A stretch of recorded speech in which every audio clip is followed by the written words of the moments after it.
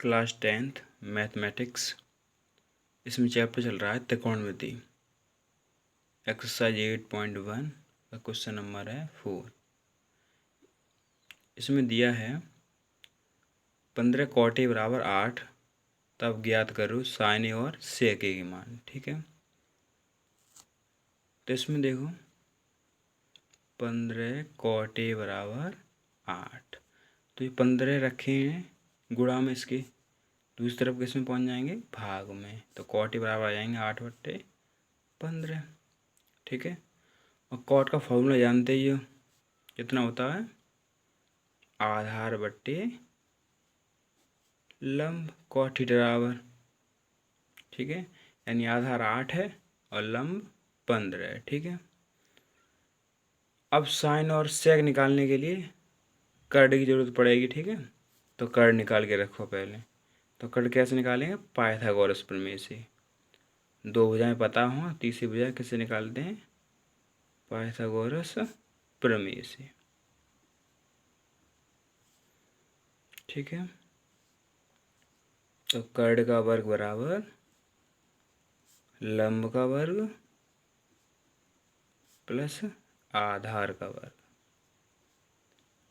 ठीक है, कर्ड कितना है निकालना है वो तो। ठीक है, लंब 15 और आधार 8 है। ठीक है, कर्ड का वर्ग 225 हो जाएगा इसका वर्ग, तो 8 का 64।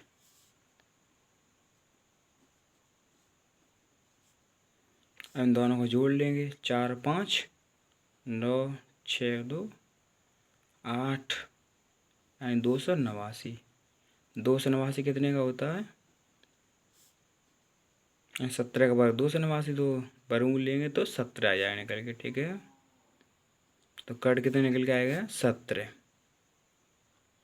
और आपके पास तीनों चीज़ हैं, लंब भी है, आधार भी है और कर्ड भी है। ठीक है, अब ये निकाल लो, साइन ए और सेक ए निकालना है। साइन ए निकालना है और सेक ए, बस इनकी फॉर्मूला लिख लो। साइन का फॉर्मूला होता है लंब बट्टे कर्ड। लंब कितना है, 15, और कर्ड निकाल चुके हैं अभी ये 17। ठीक है, ऐसे इसमें सेक का होता है कर्ड बट्टे आधार। कर्ड कितना है निकाला अभी ये 17 कर्ड। ठीक है, और आधार 8 है। ठीक है, ये हो गया। अगला क्वेश्चन देखो, छठवां क्वेश्चन। पांचवा बिल्कुल इसी तरह का। ठीक है, कर लोगे। छठवां क्वेश्चन में कोण ए और कोण बी दो न्यून कोण है। ठीक है, तथा कॉस ए बराबर कॉस बी। तब दिखाना है आपको एंगल ए और एंगल बी, यानी कोण ए और कोण बी दोनों कैसे रहेंगे, बराबर। ठीक है,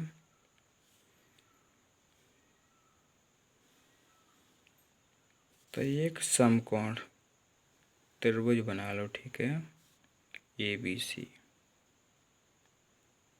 ए और बी न्यून कोण है दोनों, तो यहाँ पे ये लिख लो और यहाँ बी। ठीक है, और जो बाकी ये हो जाएगा समकोण सी। ठीक है,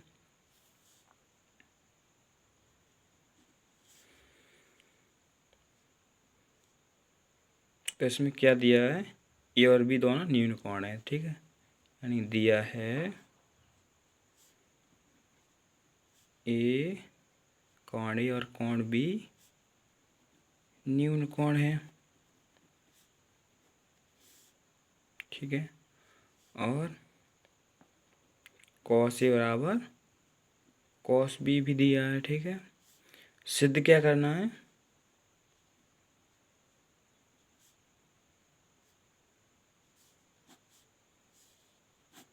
सिद्ध करना है आपको कि ये दोनों एंगल हैं जो न्यून कोण है वो कैसे होंगे, दोनों बराबर। ठीक है, यानी कोण ए बराबर कोण बी दोनों बराबर रहेंगे। ठीक है, ये दिखाना।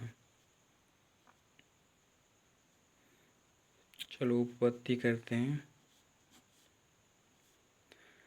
तो इसमें देखो, मान लो माना ए बी सी एक, माना त्रिभुज ए बी सी एक समकोण त्रिभुज है, समकोण त्रिभुज है, ठीक है। ए बी सी एक समकोण त्रिभुज है। अब इसमें देखो,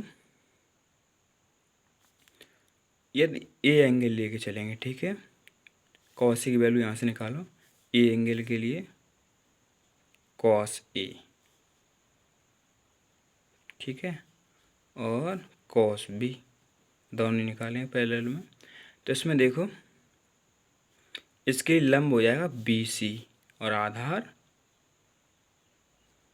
ए सी, ए के लिए, ठीक है, ए के लिए, यानी फॉर्मूला लिख लो इसका, आधार अपॉन कर्ड, आधार अपॉन कर्ड, ठीक है। अब इसमें देखो, ए के लिए लंब तो हो जाएगा बी सी और आधार ए सी, ठीक है। ज़रूरत किसकी? आधार की। आधार कितना? ए सी है। कर्ड दोनों के लिए ए बी रहेगा, ठीक है, इसमें भी ए बी रहेगा कर्ड, और इसमें भी ए बी रहेगा, ठीक है। इस बी एंगल के लिए, बी एंगल के लिए ये हो जाएगा लंब और ये हो जाएगा आधार, ठीक है। सही में आ गया इतना। इसमें ए एंगल है, ठीक है, ए एंगल ये वाला, ठीक है। तो इसके सामने की भुजा कौन सी है? बी सी, तो ये क्या होगी? लंब, ठीक है। और आधार कौन सी होगी? ये, इसकी ज़रूरत है आधार की इसमें, तो ए सी लिख लिया, ठीक है। कर तो हमेशा यही रहता है 90 एंगल के सामने का, ठीक है, 90 अंश के। ए बी दोनों में सेम रहेगा, ठीक है, एक एंगल ए के लिए भी और एंगल बी के लिए भी, ठीक है। बस ये आपस में चेंज हो जाएंगे इसमें, ए के लिए आधार हो जाएगा ए सी और बी के लिए आधार हो जाएगा बी सी, ठीक है। अब बस इन दोनों को बराबर कर दो प्रश्नानुसार।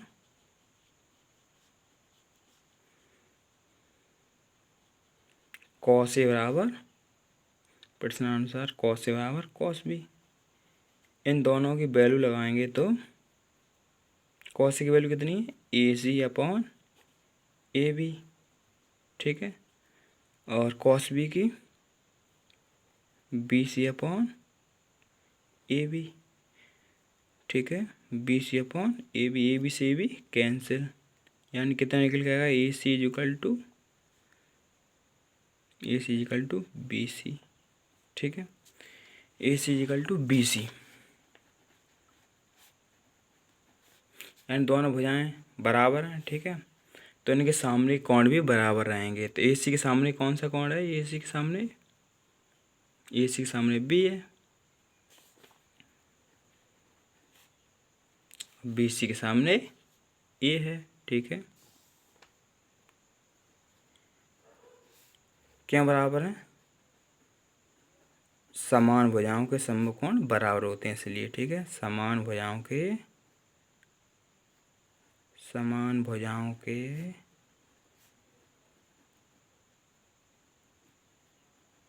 समकोण बराबर होते हैं,